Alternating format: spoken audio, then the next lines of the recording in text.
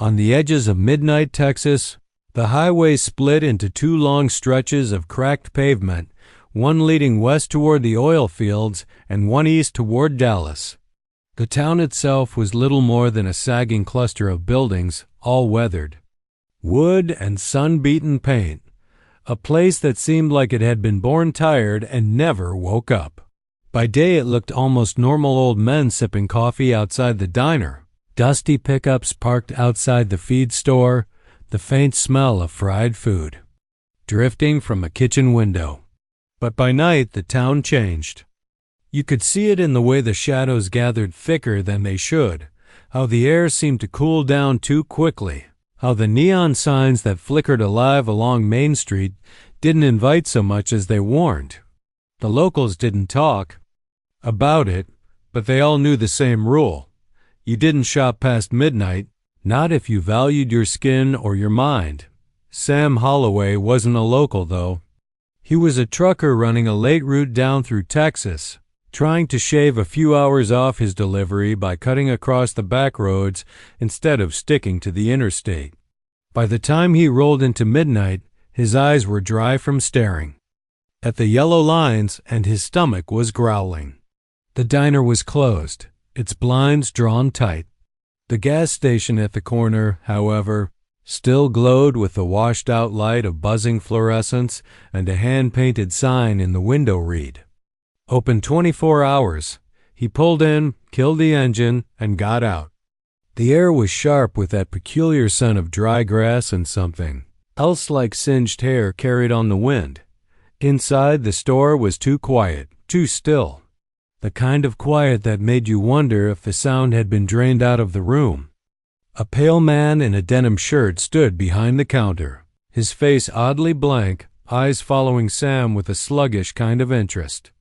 Sam grabbed a bottle of water, a bag of chips, and some jerky, moving down the aisles quickly, because the longer he stayed in there, the more he felt like the shelves were pressing in closer.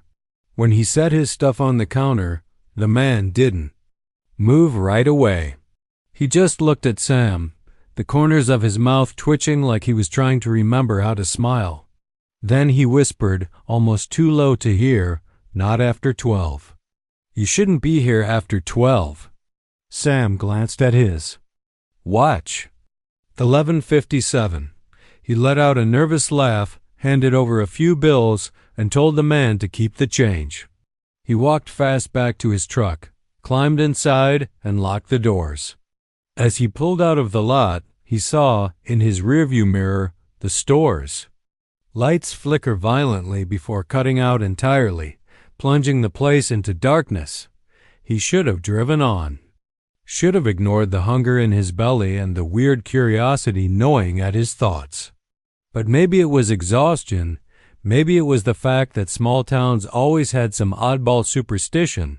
Or maybe it was something deeper, something already tugging at him from the moment he crossed the sign that read "Welcome to Midnight." Because instead of heading back to the highway, he circled the block and drove slowly down Main Street. That's when he saw them.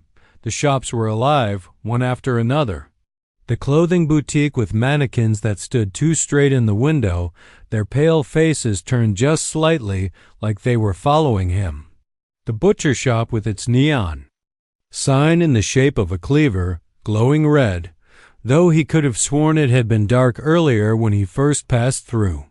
And the old bookstore, its sign written in peeling gold paint, its door wide open though no one seemed to be inside. Each shop looked busy in its own way. Not crowded, but filled with a kind of hushed energy, like a church before a sermon. He parked the truck again and stepped out. His boots crunched on the asphalt.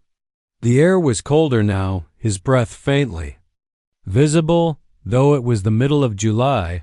The town was utterly silent, but the silence wasn't empty. It was full, bloated, like something waiting just out of sight. Against his better judgment, Sam crossed the street and stepped into the P. Bookstore. The smell hit him first, a mix of mildew and copper, damp paper, and something sharp, like pennies and water. The shelves stretched back farther than they should have, stacked high with books whose titles were scrawled in spidery handwriting on torn spines. No clerk in sight. He picked up a book, its cover soft and warm, almost like skin, and opened. The pages were filled with photographs, black and white images of faces caught mid-scream, eyes wide, mouths open, some blurred as if they'd been shaking when the shutter clicked. His stomach lurched, and he put the book down fast, backing away. That's when he saw movement deeper in the store. At first, it looked like a shadow sliding between the aisles. Then it took shape, thin and tall, with arms a little too long and a head that tilted as though its neck were broken.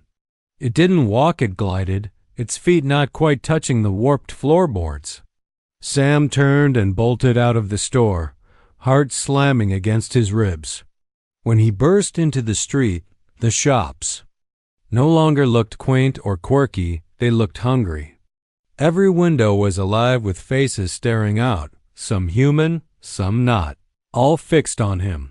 He ran to his truck, fumbling the keys, cursing under his breath. The locks clicked, the engine roared, and he sped down Main Street, eyes flicking to the mirrors. For a moment, he thought he was safe, the building shrinking in the distance. But then he noticed the lights in the rear view didn't fade the way they should. They stretched, elongated, like the town itself was bending to follow him. Storefronts flickered past outside his window, though he was sure he hadn't turned, hadn't slowed, hadn't left the main road. The town was looping, dragging him back, shop signs flashing by again and again. He passed the butcher shop 3 times. The 4th time, the window wasn't empty. Behind the glass, a figure in a blood-smeared apron hacked slowly at something. On the counter, raising its head to watch him pass, its face obscured except for the grin wide, jagged, impossibly large. The 5th time, the bookstore door was still open, and he saw rows of books breathing, their pages fluttering as though alive. The 6th time, the mannequins from the boutique were no longer behind the glass. They were standing on the sidewalk, facing the road, arms lifted like they were reaching for him. He pressed harder on the gas, sweat dripping down his face, though the cab of the truck felt icy cold. His lights barely pierced the dark, and every mile looked like the last. Midnight wasn't letting him leave. The clock on the dash flicked from 12:07 to 12:08, then to 12:15, then 12:23. But no matter how long he drove, he remained trapped, circling those same shops, the same cursed stretch of road. And with every pass, the figures outside grew closer, bolder. The faces in the windows pressed harder against the glass, distorting, cracking it. The mannequins stepped further into the street, their painted smiles peeling away to reveal hollow sockets. By the time the clock hit 12:44, Sam realized he wasn't just lost, he was caught. Midnight wasn't a town, it was a trap. A place that woke up after dark, a place that fed. And he was dinner. They found his truck 3 days later, abandoned on a service road 20 miles from town. The doors were locked, the keys still in the ignition.